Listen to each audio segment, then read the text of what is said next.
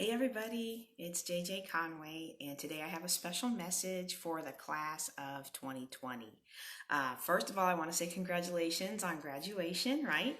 And I want to encourage the members of the class of 2020 that, you have not missed out on anything. Instead, you've been given a gift, and you may not see it yet, but actually, I think some of you are. We'll talk about that in a few minutes. But every generation has its defining moment.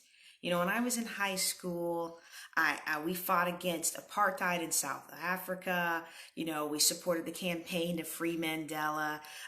We were passionate about treating people who had HIV and AIDS with more dignity and respect than the rest of the population was treating them, like the culture at large, right? Our culture has come a long way in the time since I was in high school. I watched the Berlin Wall fall, and as a high schooler growing up in Germany, I also saw the winds change. I watched the German attitudes towards Americans change as the economic impact of taking care of all these folks from East Germany who lived in an impoverished way now fell to West Germany, where I lived, as they unified. If you look at the things that defined my my high school years, it's no wonder that I'm such a big advocate for financial freedom. That freedom is my rally cry, and everything I do now helps free others, free people from the power of sin, free people from the financial bondage that they're in, free people from all those kinds of things. Not cool. No, I said you could come in at the end of the video, not right now. Go read your book. Say hi, everybody. Say hi. Now go read your book. I didn't even say hi. Well, then you're done. Go read your book. Hi. Okay. All right. You're working on your nap time. You're working on an earlier nap time. All right. So when I look at who I am today, if you fast forward a couple or a few decades since high school, if I fast forward to who I am today, you'll see that those things shaped who I am, and they shaped the good that I'm doing in the community. Okay, they shaped what I do about life. So this moment in time, this has the power to define you as a generation. This has the power to impact who you are and who you're going to be as you take a place of significance in the world. I hope that you'll be a generation that is fiscally responsible. I mean, having seen what happened, so that the next time there's some kind of worldwide crisis, you're prepared financially, right? And I also think maybe you'll have a heart. Maybe you'll have a heart to drive social change, so that, considering the cases like, Ahmaud Arbery and all that, okay? We've got a lot of things happening in the world. The world is erupting, and your generation is on the forefront of possible change. Isn't that amazing? Now, this opportunity can also hinder and harden your heart. And I find it interesting because I noticed that it's a lot of the grown folk, the people who've been through things here and there, and life has knocked them down, and they're a little bit bitter about their own lives. I'm finding a lot of them making a bigger deal out of all the stuff you missed, than what you really have missed, so I don't want you to adopt that today. Okay. I don't know that you missed out of that much. You see, I want you to look beyond fear to hope.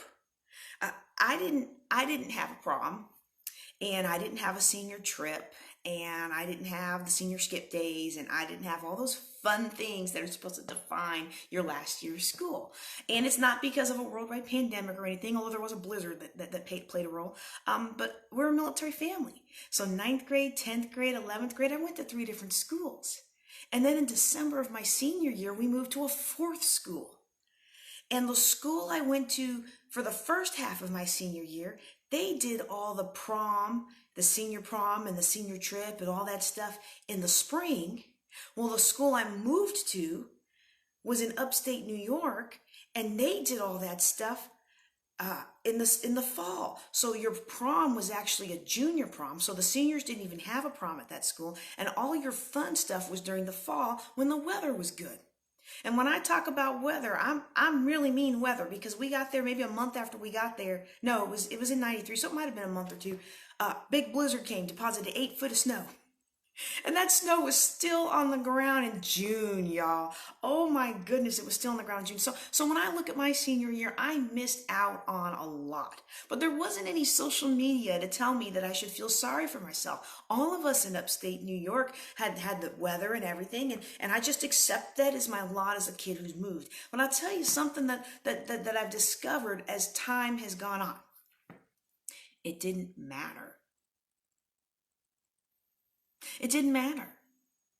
Yes, it was a fun thing that I might have missed out on, but now I personally, I disagree with the whole concept of prom. I mean, like anything that's got kids getting hotel rooms and losing virginity, I'm just not really cool with that. I'm sorry. Maybe it's because I'm a pastor. I still love everybody. I still tolerate everybody, but it's just not my thing. But I just don't think that it made a big difference in the way my life played out. And I don't think those things make a big difference in the way your life will play out. But what can make a big difference in the way that your life plays out is what you do with the situation that we have right now. In fact, several young people that I've talked to, rather than feeling like they've missed out on everybody, they have found a way to turn this adversity into an advantage. They realize that everything worthwhile is uphill, and they allowed this situation to really kind of show them who they were. When you come into adversity, it shows you who you are. It shows you what kind of leader you are or not. It shows you how much trust you have in God or don't. It shows you how much you really believe all the things that you tell other people to believe and do and all that good stuff, right? And wherever you're at, it's an opportunity to move forward, So now you see who you are, and now you can take this opportunity to chart a path that puts you on the trajectory of life you want. Because not everybody is doing poorly during this pandemic. There are people who are prospering. There are people who are making very good money. There are people who aren't making good money but are still having huge amounts of impact in their community.